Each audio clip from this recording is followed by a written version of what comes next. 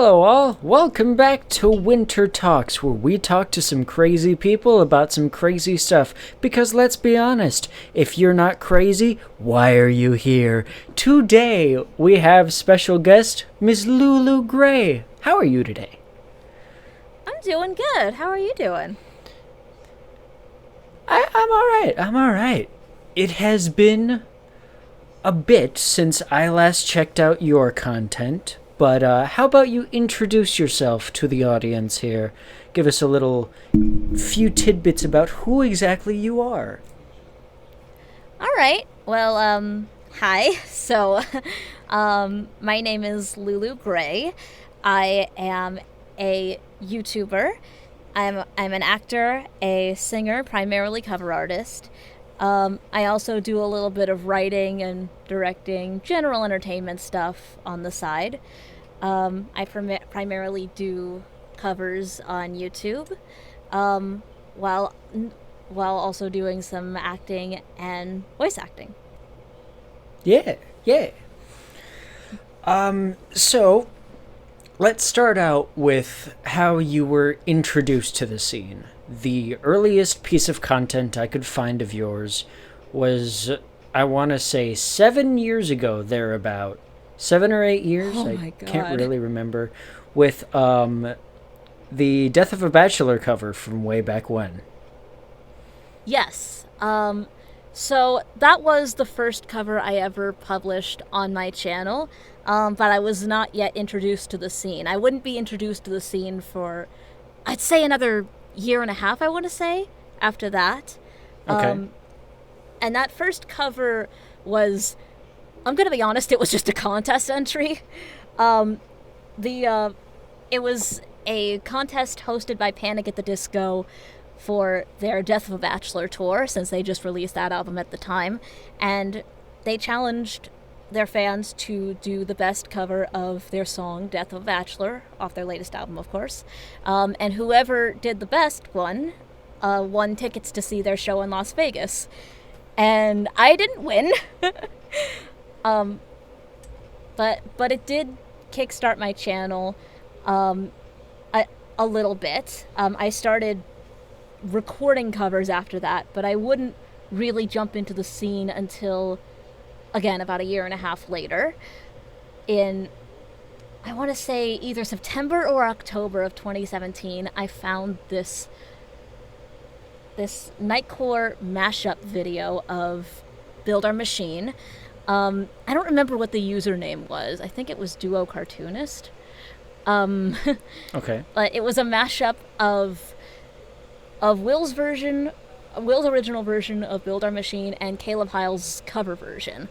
And something fairly common with me, I unironically listen to Nightcore. Is where I get a lot of my new good music from that I listen to. So naturally I went to go check out the original song from there, and I actually didn't get into it right away. It took me a little bit before I could really get into that song and to everything else, like, nerdcore related. Um, I. After that, and Oh, go sorry, ahead. go ahead. No, you first. I was gonna say, like, Build Our Machine is one of those weird things for me because I feel the same way. At first, I couldn't get into it. It just felt very. I don't know, there was just something about it at first that was like, wait, what is this? Like, um, yeah, like I didn't quite get it at first. yeah. Yeah. And then one day, I swear, like, I was a senior in high school at the time this happened. I was just sitting in one of my classes, and all of a sudden, like, just in my head pops, like, yeah, that. Um, and so I looked it up again at the earliest break I could find, and, it was all downhill from there. Yeah. um, and then suddenly it was at 10 million views. Just kidding. Exactly. I think I found it months after it was uploaded, but still. Yeah. I mean, that was definitely the stepping stone for a lot of indie artists. Um, Absolutely. that, I mean, people talk about stuff like FNAF being really cool for the nerdcore scene, but I think even stronger was the inspiration from Bendy that came out of not just Build Our Machine, from Will, obviously, Will DA Games, the man, but Bendy as a whole had this whole different atmosphere. It felt a lot more welcoming to do music to, because there was something, I mean, especially with chapter 2 being, with Sammy Lawrence and that character, it just felt like fan creations belonged here. With Five Nights at Freddy's, the one that kind of started the indie horror nerdcore scene, that was like, people did it for fun, and I think for a long time people were kind of chasing the coattails of the Living Tombstone because of their success in it. But I don't think there was ever a rise in just inspiration like Bendy did. Yeah. I mean, I noticed, like, from the get-go with Bendy, there was a lot more fan material popping up. Like, I think it is worth noting that Kyle Allen did sort of jumpstart that with his Bendy and the Ink Machine song. And then, of course, Will followed and propelled it to popularity. Yeah, But we can't forget to mention that original, like, song that started it all. Yeah, of course. And now, both Will and Kyle, I believe, have the two most popular Bendy songs out there. Like, period. I believe that on the topic of just Bendy in general, I think Build Our Machine is one of the most popular videos just regarding Bendy, which is crazy to think about. Oh yeah, if not the most popular video. Yeah. It's kind of crazy that was how so many people started, and it just so happened that you got in the middle of that. You kind of nick of time kind of situation there. Yeah, it really was like perfect timing in a certain sense. Like, again, like, Build Our Machine was uploaded in, like, I believe February of that year, and I got into it at around, like, September, October. Like, it was still a big deal, but it wasn't, like, right at the very, very beginning. Yeah. And over time, you did a lot of covers, lots of different stuff. You've delved more into the nerdcore scene. I believe one of the most popular videos, at least from around that time, was your, I guess, choir rendition of March Onward to Your Nightmare.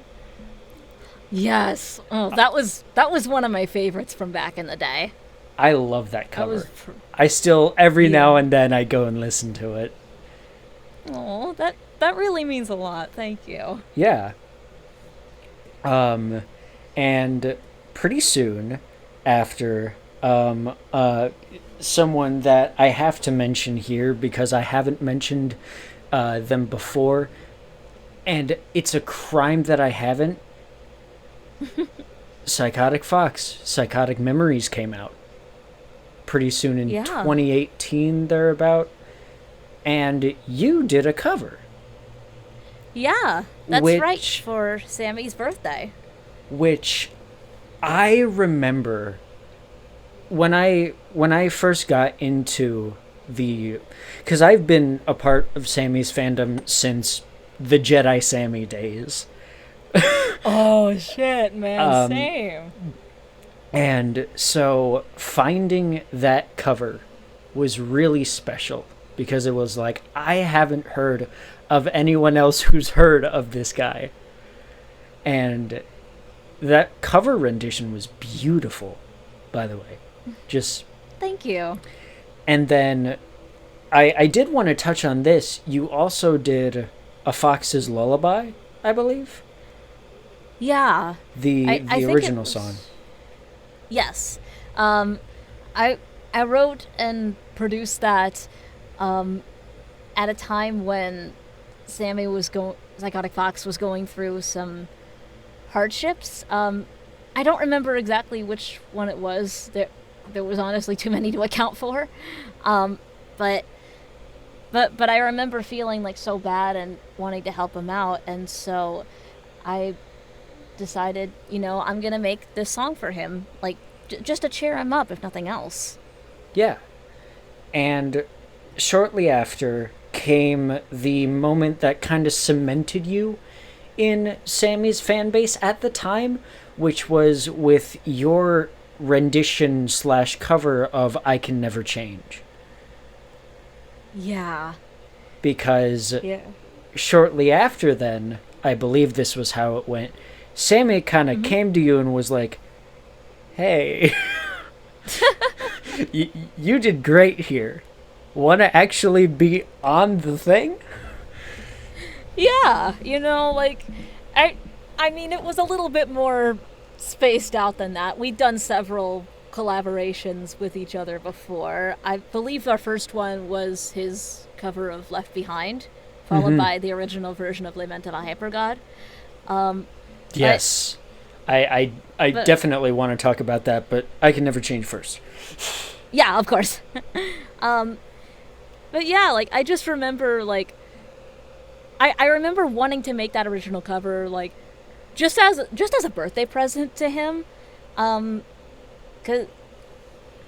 I think he had, a really big birthday coming up at the time, and I remember sitting in a voice chat with him, and several other members of the PsychoticFox team at the time. We were all in our own private little group chat, and I was just watching that clock like a hawk because I wanted to drop it at exactly midnight his time. Okay. And when the time finally rolled around, I hit that publish button, I sent that link, and he was like, "Oh, what the fuck?" Yeah. And he was singing along. He enjoyed it, and I guess it left an impression on him because of. A little while later, like you said, I was added into the song as my character in A Lover and a Fighter, the Ghost. Yeah. And I kind of wanted to ask about that because if I remember right, your feature in I Can Never Change actually happened after your debut as the Ghost, or am I wrong? Yes, I believe it did happen after my debut as the Ghost. I think it was at least a couple months, if not a year after, over one of the remastered versions of Psychotic Memories, the album. Yeah, because you came in with the Psychotic Love single, which Yes. that song I remember vividly when it came out. I have a very old catalog of videos that don't exist anymore. But I actually reacted to that song when it came out. I was active during that time. And I remember because I had remembered hearing your work, the cover of Psychotic Memories, your cover of Build Our Machine, and of course the DA Games medley cover when that originally came out. And when your voice came in, I remember jumping up in my chair and screaming because I was like, "That's her!"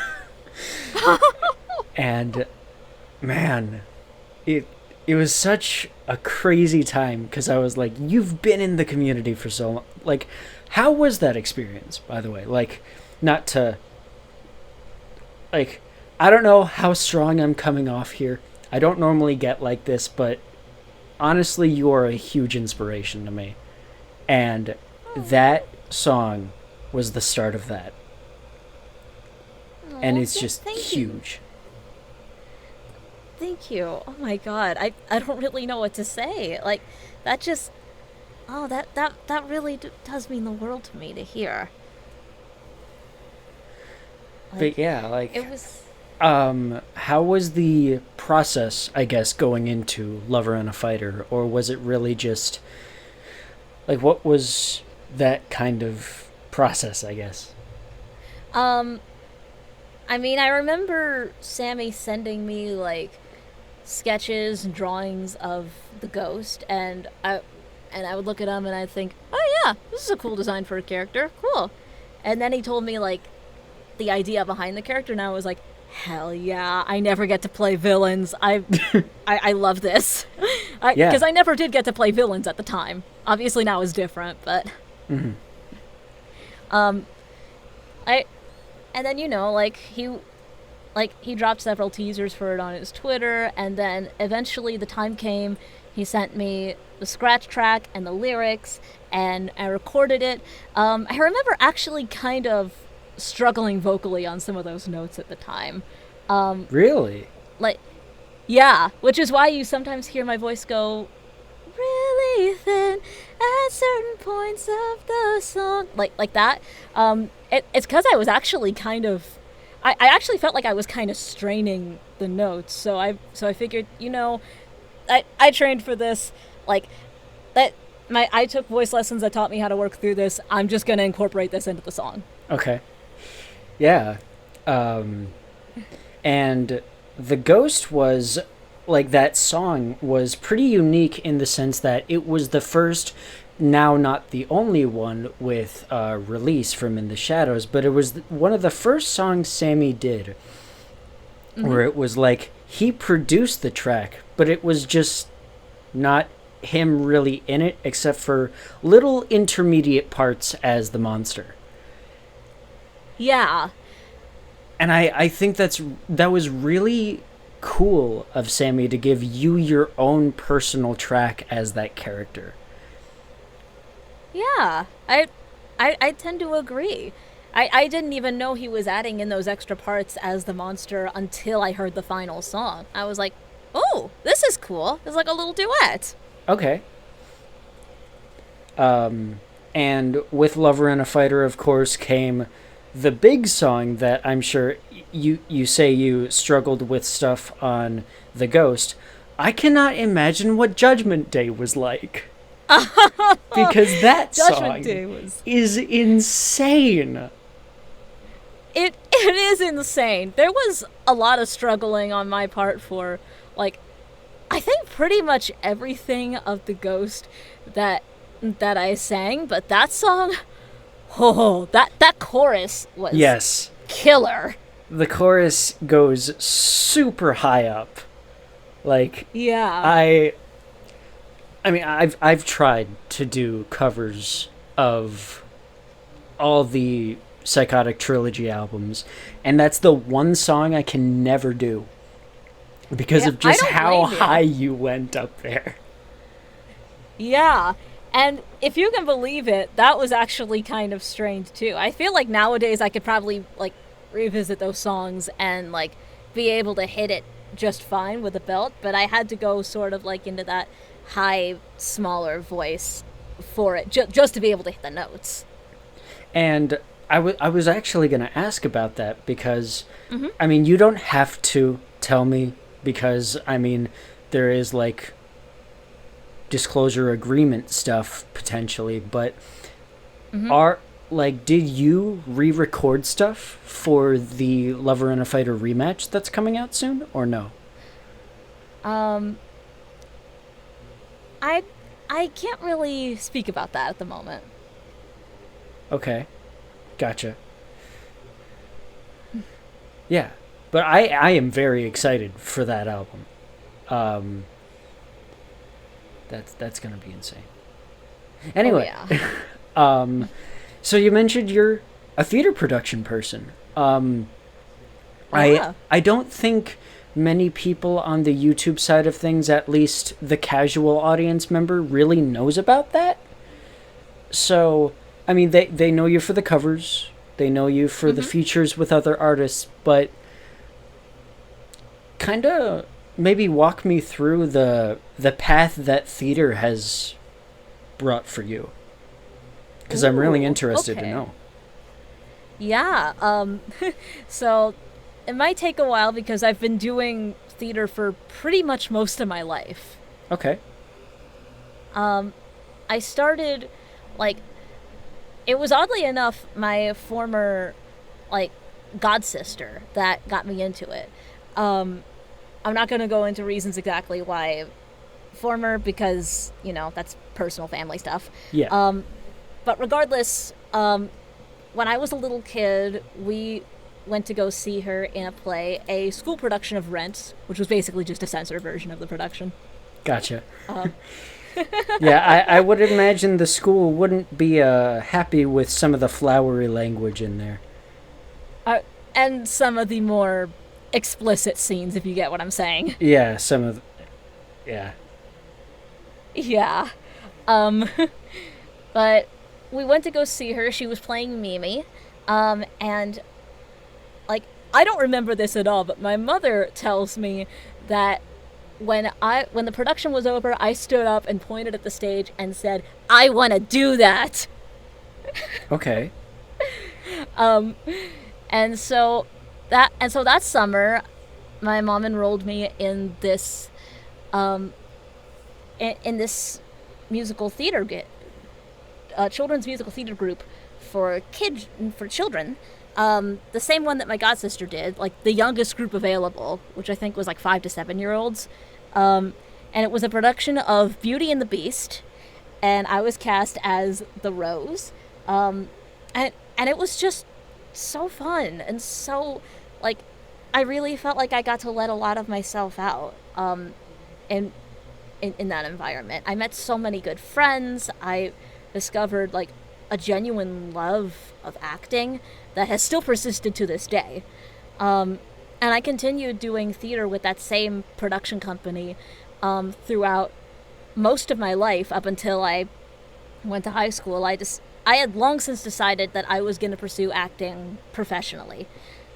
I decided that pretty much like when I was a little kid. Like, you know how a lot of people like grow up into adulthood and like they're not really sure like what they want to do with their life. Like they feel kind of lost. Like, I mean, hey, that's me. Yeah, you and so many others.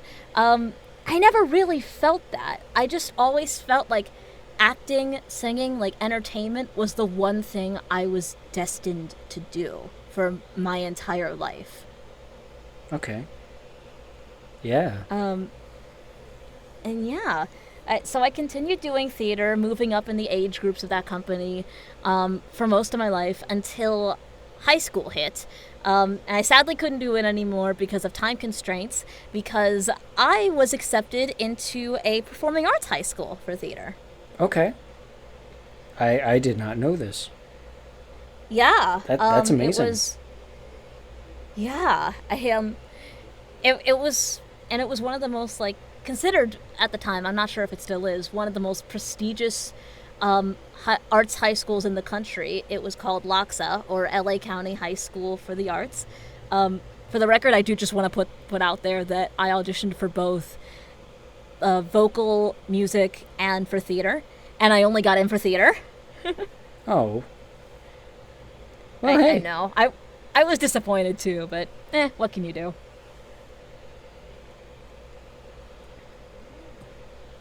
Yeah. So. And yeah, and I spent 4 years just training, honing my craft, like becoming like the best actor that I could possibly be. I worked hard to get into like a good college, and I eventually did. I did another 4 years at Northern Illinois University, and I got my Bachelor of Arts in Theater Studies, which means like a bunch of other areas of study, because that's always sort of been like where my focus is. It's never on one sole thing. Like I said, I act, I write, I sing, I do so much other stuff, and I wanted the opportunity to explore that. So a BA lets you do that. BFA not so much. And yeah, I just spent all those years like learning everything there is to know about acting and how to break into the business, auditioning, all of which I'm putting to good use nowadays, like either in person or otherwise, because a lot of it is virtual these days because, you know, pandemic. Yeah.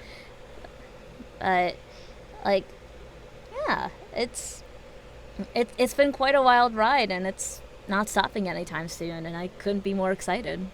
Yeah.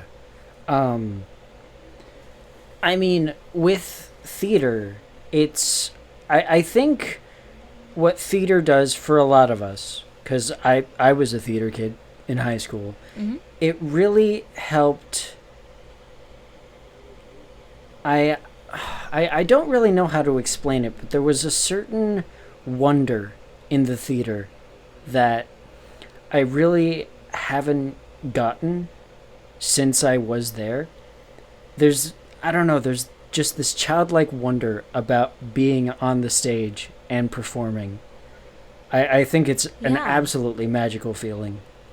And the fact that you've been able to chase that, and, unlike so many others, you've actually been able to have success with it. There have been so many others who have chased the life of theater and decided, this is either too tough or there's too much time on the road, especially with some theater productions.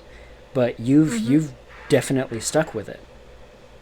Yeah. I mean, success is kind of a strong word when it comes to theater. These days I'm more drawn to film, but it's still acting nonetheless. And theater is like essentially what I trained in. And a lot of people train in theater before they become movie stars. Yeah, definitely. So, Yeah. if anything else you want to add to that? I'm trying to think. Like, I guess what I want to say to anybody who's thinking about getting into theater and acting, like, for any reason, like as an escape or because it's something you enjoy, like, go for it. Look for a local acting class. Take some, look at some monologues online. Look at your favorite scenes from, let's say, movies or TV shows, and work on like maybe how you would say the lines differently as you playing the character. Just like immerse yourself in whatever way makes you comfortable in the craft, and don't be afraid to take some risks. Mm-hmm. Yeah, definitely. Okay, so going back to the YouTube and the covers side of things, your career kind of shifted a little bit. I want to say it was around 2020 that this specific event happened, or 2021 rather, that this event Yeah. happened, but you had been involved in a few projects before this. I don't think we can talk about your career without mentioning Man on the Internet. I Yes. don't think we can. And I don't think we can either. and along with Man on the Internet, of course, the song, the big one, Attack of the Killer Queen, which Yes. literally I remember seeing that song come out, and I remember because I follow everyone in the creator space that I love to follow, and your course. posts regarding that, you were like, what the hell, this is getting so much traction and attention. I remember that so vividly, and sending all of your appreciation to everyone for listening. Like, what led to that project? I kind of want to know. Okay. Okay. So, what led to that project was the fact that I was actually in a non-music related Man on the Internet project beforehand, and through their I'm not sure what I'm allowed to say like regarding this, so I'm going to be very very careful with my words. Okay. I had been cast as an extra voice for a voiceover non-music related project with Man on the Internet, which meant that I was now tied in with the rest of the production team, and every now and then they send out like notifications for like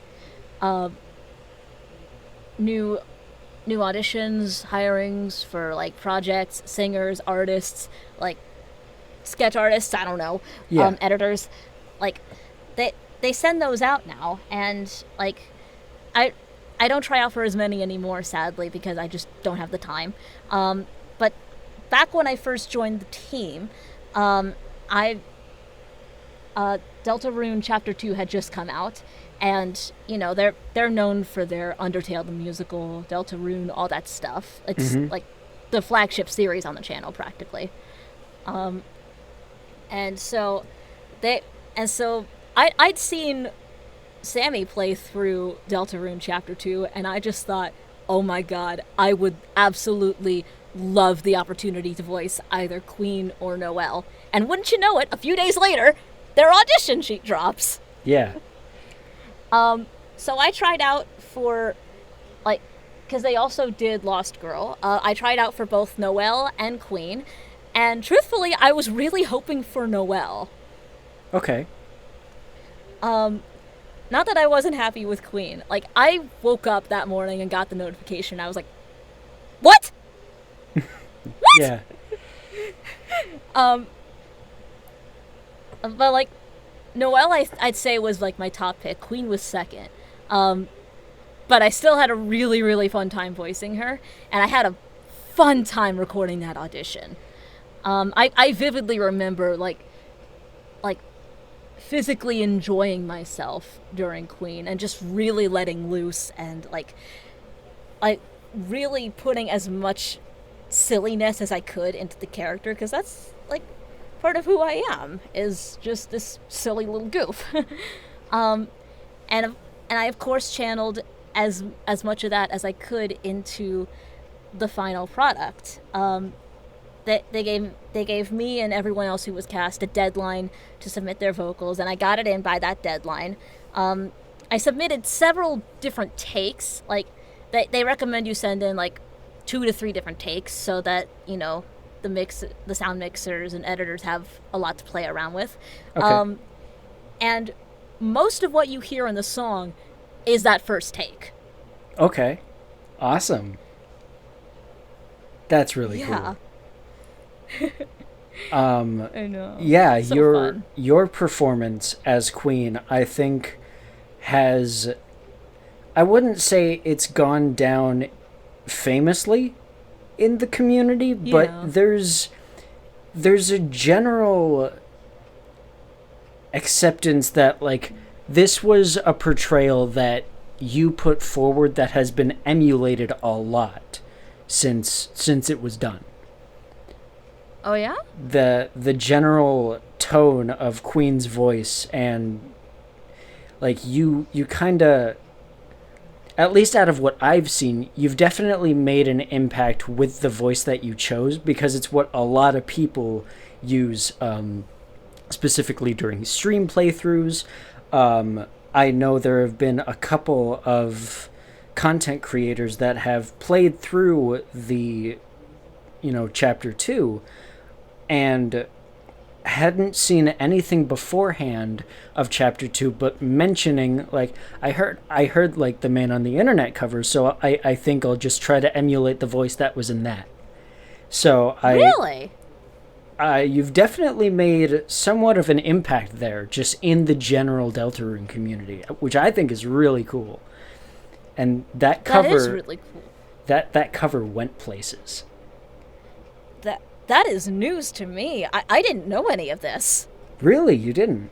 Okay. No. Like, I knew, like, early on people were making, like, fan videos and, like, Gacha Life or whatever. Like, it was small, like fan videos, reaction videos, and whatnot. I didn't know people were actually emulating that voice in their own playthroughs. Yeah. An example I can think of up the top of my head is there is I believe this was the one that I found it in. She goes by Crystal, which is Crystal, because there's like 3 A's and an H. But she specifically, if I remember correct, she was the one who mentioned that. And I remember watching her playthrough and kind of having the Leonardo DiCaprio meme of the snapping the fingers at the TV, like, oh, I know that. I love that meme. I love that. Yeah. I think it's really cool what that that song specifically has done for. I mean, you as an artist. That, if I'm correct, that was really one of the bigger influxes of viewership and all that on your channel. Oh, for sure. Like, I was at 900 something subscribers the day it went up. I was well over 1,000 by the end of the day. Yeah, which is just awesome. It is just awesome. I had no idea it had that much of an impact on the community, and I'm gonna look up that Crystal girl after this. Yeah, yeah. I'll send you the her playthrough. She has a playlist. Yeah, for sure, man. Please do. Yeah. Um. So, going to, staying on the topic of YouTube. For a while, man on the internet was the thing that you had.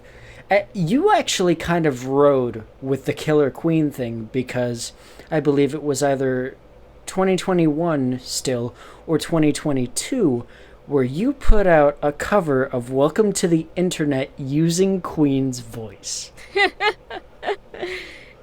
Yep, I did.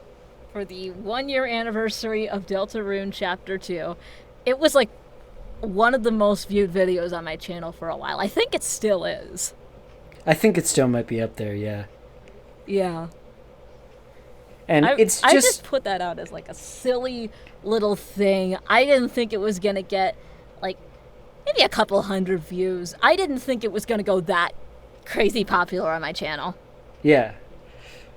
I mean, yeah, it's just a fun little bit, but I think you rode that bit very well. So Thank you. If only I could think of other ways of milking that voice as much as I could on my channel. I mean, as I said, it's a fun voice. I think that's the best part about it. It's just very fun, and as you said, it's very goofy. I think that really adds to the appeal of it, because, I mean, for all intents and purposes, technically in Chapter 2, she's the villain. So a lot of people would think more sinister queen ruler voice, but no, it's goofy. Yeah, that's who Queen is. She's goofy. She's like off the wall. She's crazy, and I wanted to convey that in the voice. Yeah. So, sticking with projects on YouTube, pretty soon, I want to say it was pretty soon after the kind of hype train, I guess you could call it, from Killer Queen, you started the Grand Romantic Project. Yes. Which was really, really cool. Yeah. I don't think as many people like watching my channel know about that one, but that was a pretty big passion project of mine for a long time. I remember really loving the album musically when I was younger, and I connect to it a lot more lyrically now that I'm older.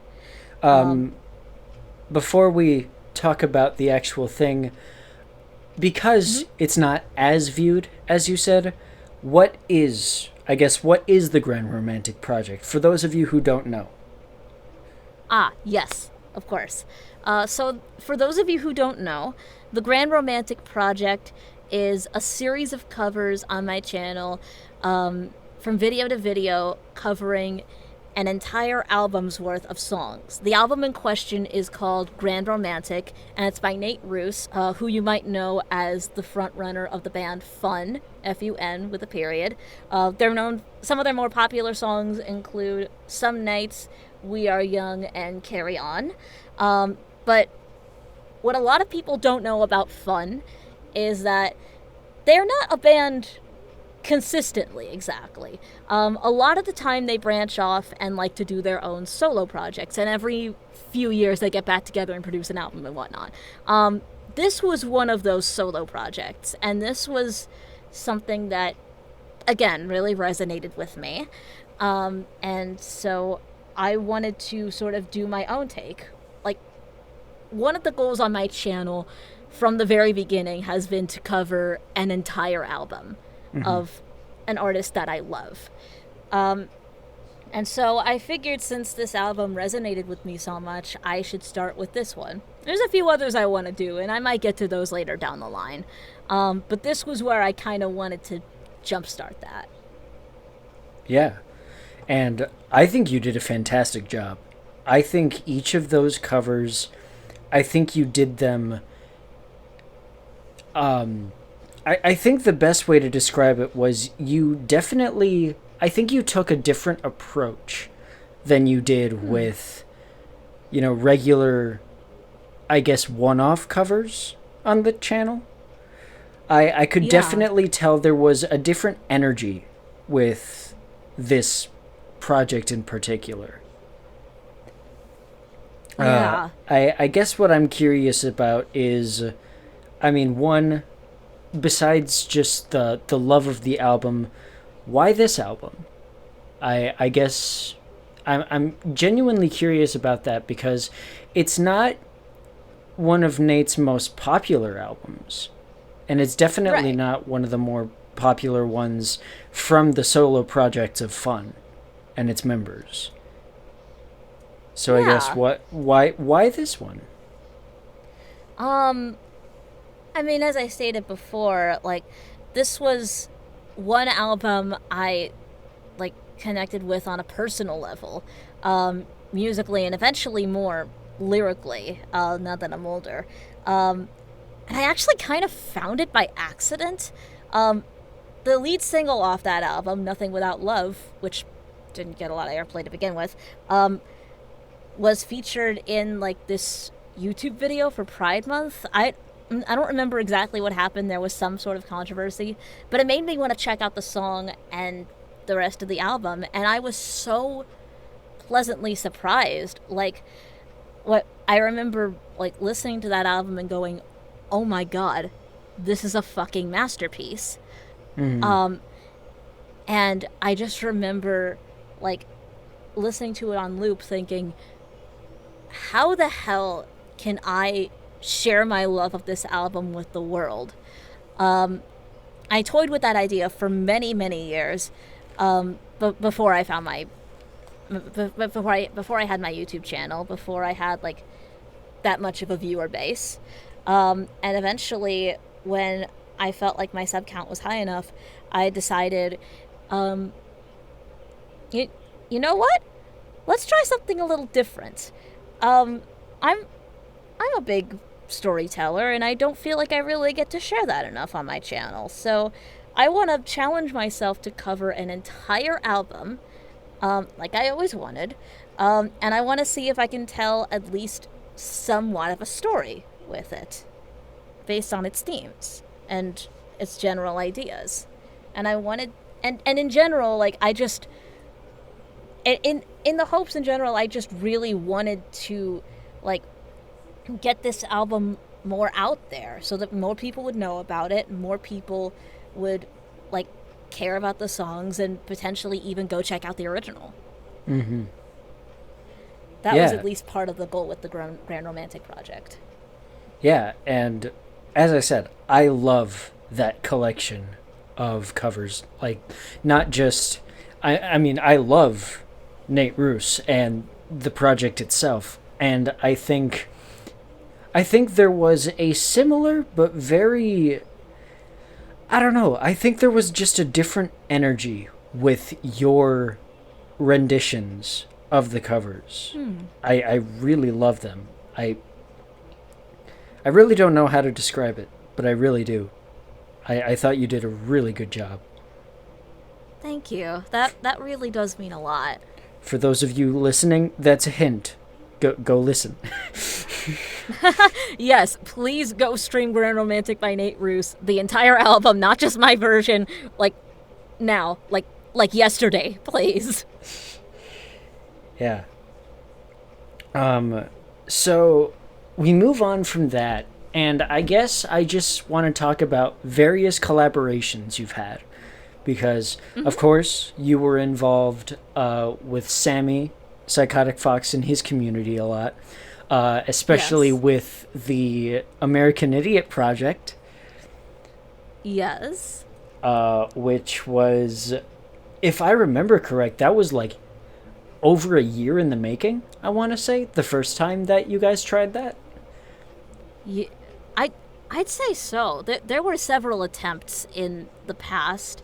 There was a standalone 21 Guns cover.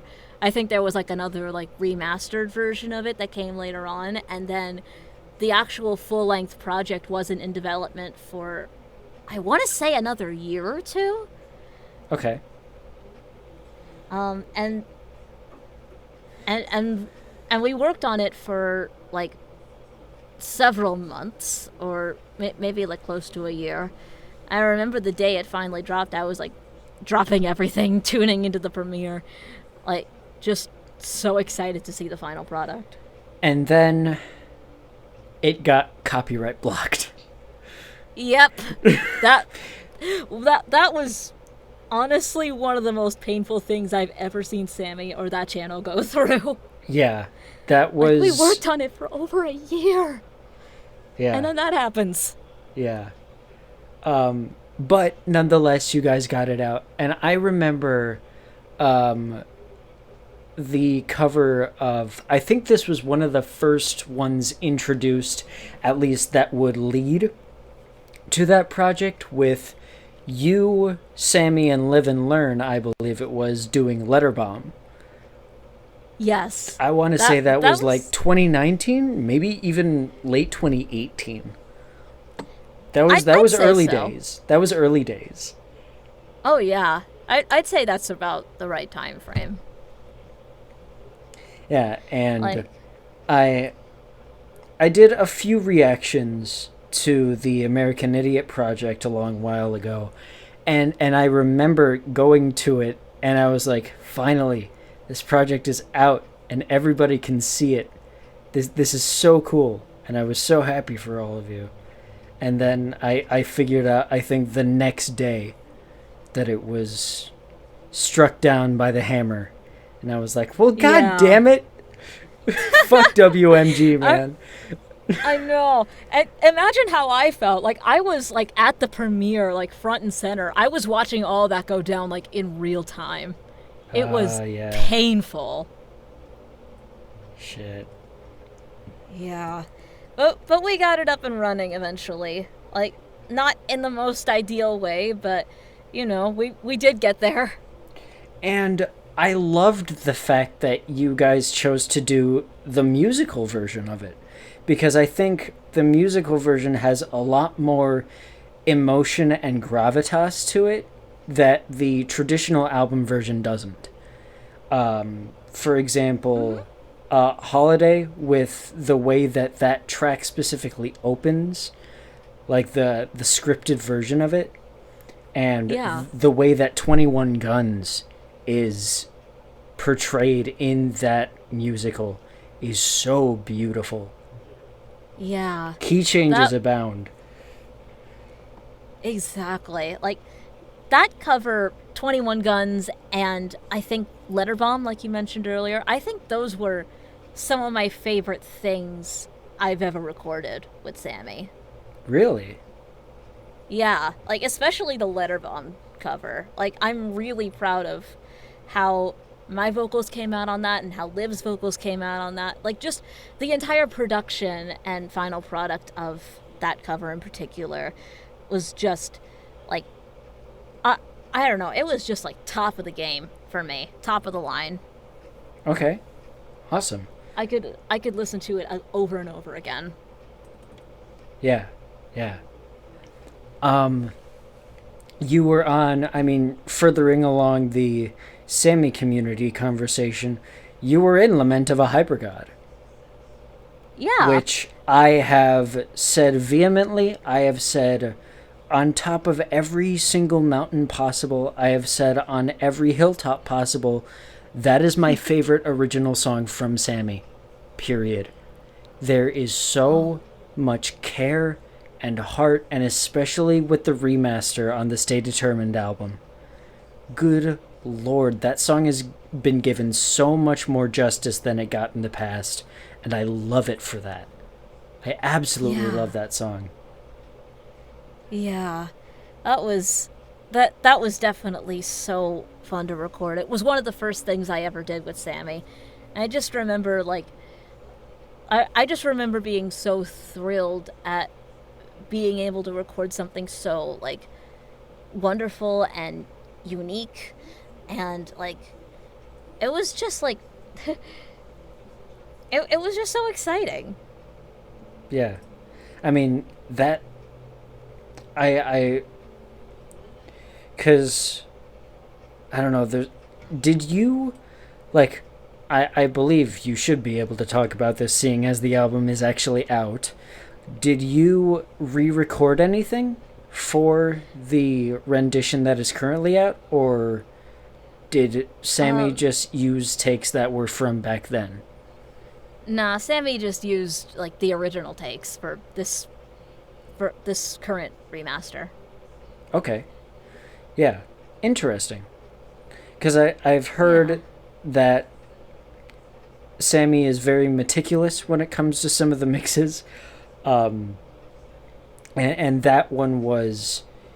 I remember talking to Sammy about it at one point before Stay Determined was announced to have that on there.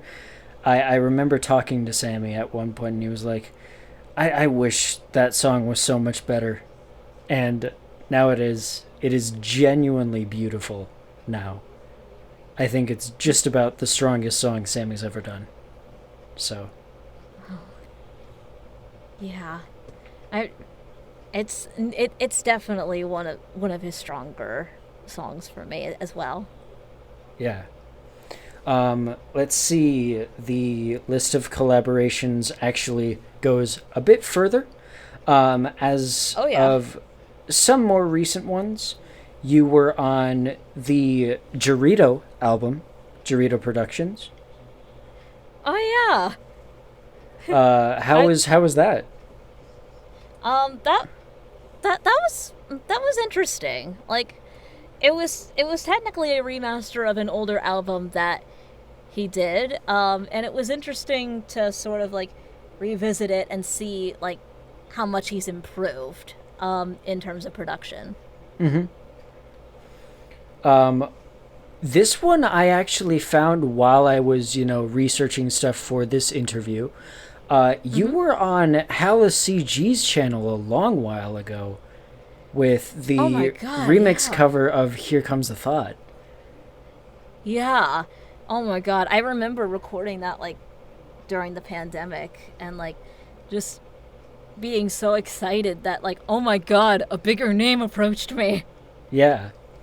You were on War Doc's cover of Goodbye from Bo Burnham. Yes. Um, and you were on the Aladdin 30th anniversary cover. I found that one as well, which Yeah. I think that's really cool. And as Yeah. of decently recently, you were on the Shackled Spirit Light Remastered. That song. Yeah. I remember that was one of the most recent ones that I've done, and like and I think you didn't hear this from me, but um he said something about planning for a video of it. Um Oh. just as a heads up. Yeah. All right, time to um pull up the reaction list again. Anyway. just quickly adds it on. Yeah. Um, Yeah, and I that mean, might be coming out soon. Wink wink. okay. I'm looking forward to it. Hell yeah. Yay. Um, and I guess we've got only one, I guess, topic to go through, which is original music for you. Of Yes. course, you did A Fox's Lullaby. I mentioned that earlier. You did I Let the Right. Wrong Creep Go, which I Yes. love that song. It's very, very fun, I think. Thank you so much. It was fun fact, it was actually the first song I ever wrote back in my sophomore year of high school. Yeah. I remember reading the description of the video about that. Yeah. Yeah, and I feel so honored to be able to have been able to actually make a formal music video for it after I was in college. Yeah, I thought that music video was very well done. Thank you. Yeah. And of course, we can't talk about your original music without talking about the the big one, the recent Yes. one, Who I Was. Yes. I want to. What was the thought process when making this song? I guess originally. Um, the thought process was, I mean, like I said in my description and in my covers, like leading up to it, because I did a bunch of covers like of the artists who inspired this song leading up to it. For those of you who don't know, Also, genius I marketing strategy, by the way. That was really clever. I remember when those thank you covers so were going much. out, and I was like, huh, these aren't covers that Lulu normally does, except for the Citizen Soldier one. Yeah, Like, I I remember vividly going, like, Icon for Hire? What? With Lulu? Huh? oh my god, I've been wanting to cover their songs for so long, and there's so many others I might get to at some point. But that was just like the perfect opportunity to sort of like jump on it. Like, hey, if you like this song by this artist, maybe you'll like this. Yeah. Yeah. But yeah, So- the. Go ahead. So the thought process, like musically speaking, that was where it was. Lyrically speaking, it's a little bit more interesting. I remember I did see a reaction on it, and thank you very much for that, by the way. Yes. I loved it. Um, I remember you mentioning like I remember you mentioning that I that reminds you like very much lyrically of the pandemic. Like we're not the same people that we were back before it all started. It's interesting because I never really had the pandemic in mind while writing it. It was purely based on like my own experiences in like I'm not naming any names, but certain people who have approached me in the past thinking like I'm this certain person, this certain expectation of who they want me to be, and I'm not that person anymore. I've changed, I've grown, I've moved on, and I feel like there's so many people out there who can't really see that. This song was kind of an attempt to like I sort of break through to people, like say, please, like I I'm not the same person that I was back in this time period. Like please see me for who I am today, the stuff I want to do today, and the and the positivity that I want to put forward today, not for that not for that person who was like but not for that person I was. Yeah. That you still know. Like she doesn't exist anymore. You don't know her anymore. Like Yeah. and And and if you don't like it, deal with it. yeah.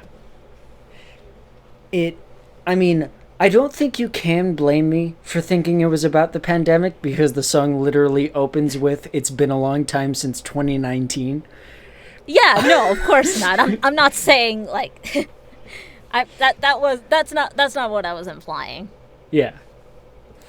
But yeah, I think that song is very interesting because, as I said in the reaction, I connect with that song a lot too. I mean, that the time, like the skip in who I was, back in 2019 Yeah. to now is immense, and there are a lot of people who I used to love, and I still feel very much for that. I think we can all acknowledge that nobody's hands are exactly clean in every single situation or space. I mean, especially since, that time period, I've done some bad things. I've hurt some good people, and I've made mistakes. But, I mean, that's what this channel has been about since I started it. It's trying to atone and make a bigger difference since those mistakes have been made. And I think that hearing who I was really helped me set that in stone. It really helped make me realize this is who I am now. I am trying to make a difference. I am trying to make things better. And I really just want to say thank you for just making that song what it is. Wow. Thank you so much. Yeah. It makes me so happy to hear that that song has had like a positive impact on at least one person, because that's my aim with not just all my original music, but all my covers, everything I've ever made as well, is that if I can positively impact at least one person to be able to have the courage to stand up and make a change in their life for the better, like that's something for me to be proud of, to feel good about myself for. Absolutely. Yeah, and as I said, that song is really, I think a lot more people need to listen to that song, because I mean, especially with the connections, at least loosely, to just before the pandemic hit, I think it would really, really speak to a lot of people.